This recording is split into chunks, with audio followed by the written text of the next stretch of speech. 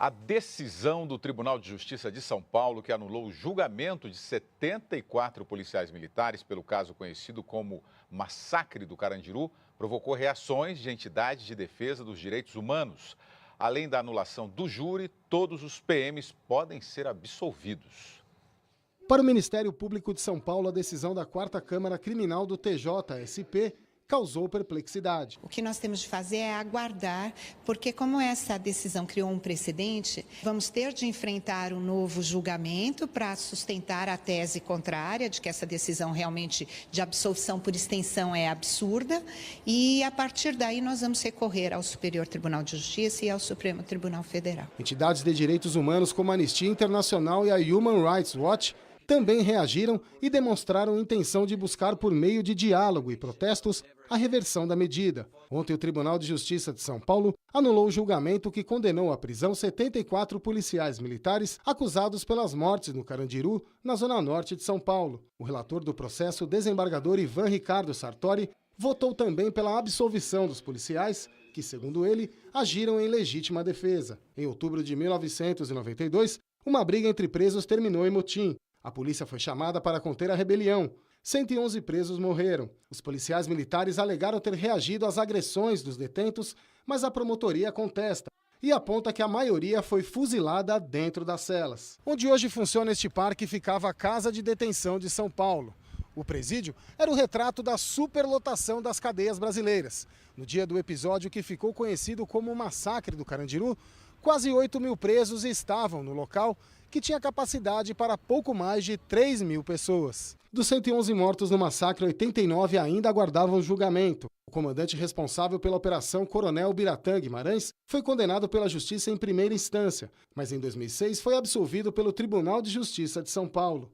Meses após ter a sentença anulada, o Biratã foi assassinado. Os advogados dos policiais querem que a absolvição do coronel se estenda a todos os acusados. Seria totalmente incongruente a condenação de alguns e a absolvição de outros, se foram acusados pelos mesmos fatos. A defesa dos policiais também busca o posicionamento de 2 desembargadores que não votaram ontem.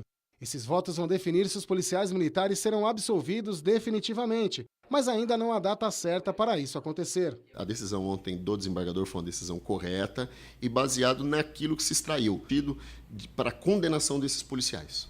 Fernanda conheceu a violência ainda pequena. Aos 9 anos, recebeu a notícia de que o pai foi morto no massacre. Antônio Quirino estava no pavilhão 9.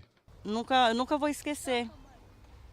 Pode passar ano, pode passar tempo, que eu não vou esquecer, nada vai esquecer. Flávio Birrembar, boa noite. Então, de acordo com o Tribunal de Justiça de São Paulo, se você agir em legítima defesa, você pode executar as pessoas. É isso o entendimento? Eu acho que o que a Constituição chama de legítima defesa, em princípio, não aconteceu no Carandiru.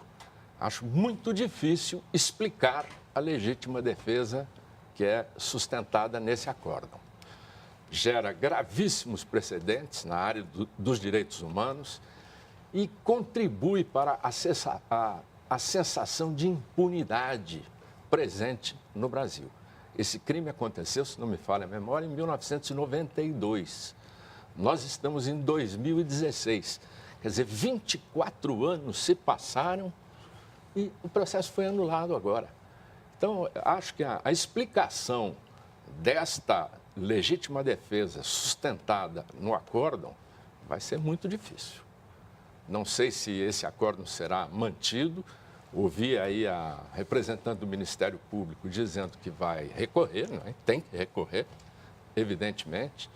Agora, imaginar que 111 presos custodiados pelo Estado, que estavam sob a guarda do Estado, que tinha que zelar pela integridade física deles, tenham morrido baleados e aqueles que os balearam alegarem que foi em legítima defesa, eu acho que é uma decisão muito difícil de ser explicada e de ser entendida pelo povo que está cansado de impunidade. Cansado de impunidade em todos os níveis, ainda mais em relação a um massacre.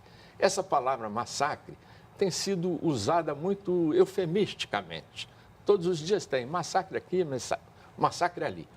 Agora, 111 pessoas, se isso não é massacre, eu não sei o que a palavra massacre significa.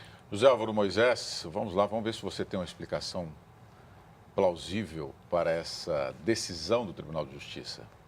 Boa noite, William. Eu quero, antes de mais nada, assinalar a minha enorme satisfação de estar junto com o Flávio Biarrembar, que é uma pessoa que teve um papel extraordinariamente importante na luta pela democracia no Brasil. Participamos juntos, mas o Flávio foi um expoente muito importante desse processo que nós vivemos no Brasil.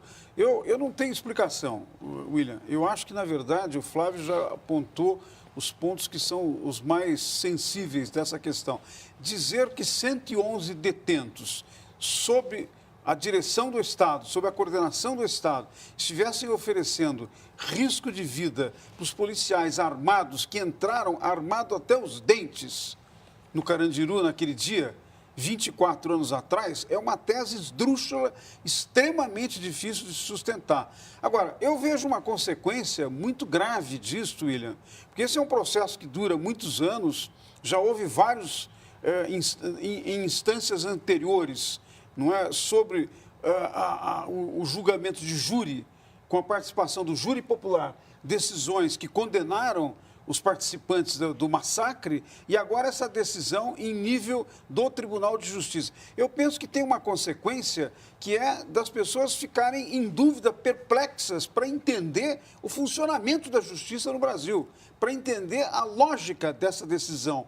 E acho que o Tribunal de Justiça do Estado de São Paulo acabou ganhando uma enorme responsabilidade de ter que se explicar perante a opinião pública, porque todas as evidências é que houve um massacre. Todos nós que de alguma maneira acompanhamos, não é? E eu ouvi muita gente desde que essa decisão foi tomada ontem, as pessoas estão indignadas, incapazes de entender, depois desse longo processo, como se justificaria esta tese de que os soldados atiraram, os membros da Polícia Militar atiraram nos detentos em legítima defesa, quando os detentos em legítima defesa não portavam armas. Como explicar isso para a opinião pública? Como justificar isso do ponto de vista do princípio de justiça? Eu não sou jurista, pode ser que me escape a compreensão, não é? Eu admito isso, pode ser que me escape, mas acho que nós, como cidadãos, merecemos do Tribunal de Justiça uma explicação mais clara, mais cabal do que aconteceu, porque esse não é um caso qualquer, esse é um caso que teve um sentido emblemático em toda a perspectiva de construção da democracia e, eu diria, principalmente de construção de uma justiça justa, de uma justiça capaz de atender o reclamo da sociedade brasileira. Vamos lá, vamos colocar outros olhares nessa nossa discussão aqui. O Franz Joseph está aqui pelo Twitter. Será que desta vez a justiça e a polícia estão certos e os bandidos errados? Precisamos ler os autos para poder julgar. A Nancy Correia está dizendo aqui, nossa justiça já faz a própria injustiça 24 anos depois e a obediência hierárquica. Só PMs serão culpados? O Marcão Vieira, boa noite, William. Se esses policiais forem condenados, quantos anos de prisão poderão pegar? E o Marcos Rude está destacando aqui, aí esse aqui é o ponto, que foi levantado aqui pela Nancy Correia. Muitas pessoas vão dizer que eles eram criminosos, portanto, mereciam uma pena um pouco mais dura. Mas muitos desses. Pensa assim mesmo. Exatamente. E eu acho que é o que o Marcos Rude está dizendo aqui. A sensatez do jornal e da bancada sobre o Carandiru contradiz a voz popular que diz: fizeram pouco. Delicado, não? E muitos deles nem foram julgados, mas estavam presos. E aí qual que é a nossa indagação aqui, que é trazida pelos nossos telespectadores? Alguns deles eram bandidos, estavam presos e, portanto, eles poderiam ter os seus direitos eliminados. Inclusive a vida. Exatamente. Infelizmente, no Brasil, há quem pense assim. Essa é uma opinião fascista, anticivilizatória e que não pode prevalecer numa sociedade civilizada. Eu quero contar uma historinha do coronel Biratã Guimarães. Depois de 12 ou 13 anos do massacre do Carandiru, houve um desfile de 9 de julho em frente ao monumento do Ibirapuera, com o governador no palanque, e ele desfilou em um carro aberto. Quando passou na frente do palanque, ostensivamente, ele voltou às suas costas para a bandeira e para o governador. Deveria ter sido preso ali. Deveria ter sido preso pela mais alta autoridade presente. Depois, como a lei diz que qualquer um pode prender em flagrante, eu me arrependi de não ter ido lá e dado voz de prisão a ele, por desacato à bandeira e ao governador. Então, ele era uma pessoa arrogante, extremamente autoritária e não tenho dúvida que foi ele o responsável pelo massacre, ele que deu essa ordem. A própria absolvição dele deve ter se dado, eu não conheço o processo, por alguma falha processual, por alguma filigrana processual, por alguma exigência do processo que não foi cumprida, então anula-se o processo. E esses policiais que estavam cumprindo uma ordem? Eles estavam cumprindo a ordem de alguém. O comandante ali, o comandante era... Tá, mas mesmo cumprindo uma ordem, eles teriam que ter esse julgamento tão pesado, tão duro? Não. A ordem que pode ser cumprida e que deve ser cumprida pelo soldado é a ordem legal. Exatamente. É a ordem legal. A ordem ilegal, o soldado, o comandado, torna-se cúmplice. Exatamente. De quem mandou. E, portanto, criminoso também. Esse é um tema que apareceu em várias circunstâncias históricas, inclusive no nazismo. Inclusive na guerra. Na guerra. Quer dizer, um soldado, um oficial que recebe uma ordem que significa passar por cima de todos os direitos, inclusive direitos que, no caso da guerra, são muito específicos, né?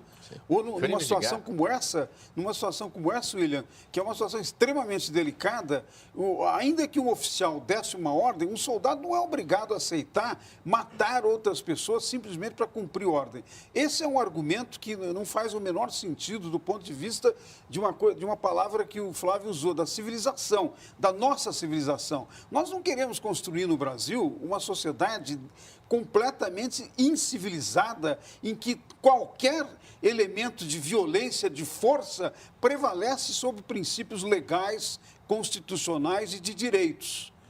As pessoas podem não gostar disso, eu sei que provavelmente alguns telespectadores não gostam, mas os detentos têm direito aos seus direitos como pessoa humana. Eles teriam que ser a vida, eles teriam que ser respeitados desse ponto de vista. Agora, se cumpriram, a lei deve puni-los e a lei deveria puni-los.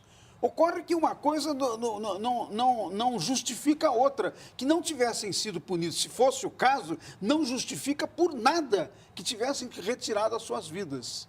Isso é um crime. Cometeu-se um crime. E agora se tenta justificar o crime sob o argumento de legítima defesa. Eu pergunto, será que alguém na sociedade vai acreditar nisso? Só para a gente fechar esse assunto, e aí servindo como advogado do diabo, uma pergunta do Francisco Cruz aqui, não podemos afirmar que todos os policiais mataram os presos. Como podemos condenar todos? Tem essa possibilidade de alguns policiais lá não terem participado desse massacre, que estavam lá, e todos estão sendo condenados. Claro, essa prova tem que ser feita dentro do processo. Quer dizer, o Ministério Público que acusa e que acusou 70, 80 pessoas, ao Ministério Público incumbe provar que cada um deles participou. Agora, o fato é que houve 111 mortos. É possível que os 111 tenham sido mortos por um só. É possível, mas o processo mostra isso. Um dos inquéritos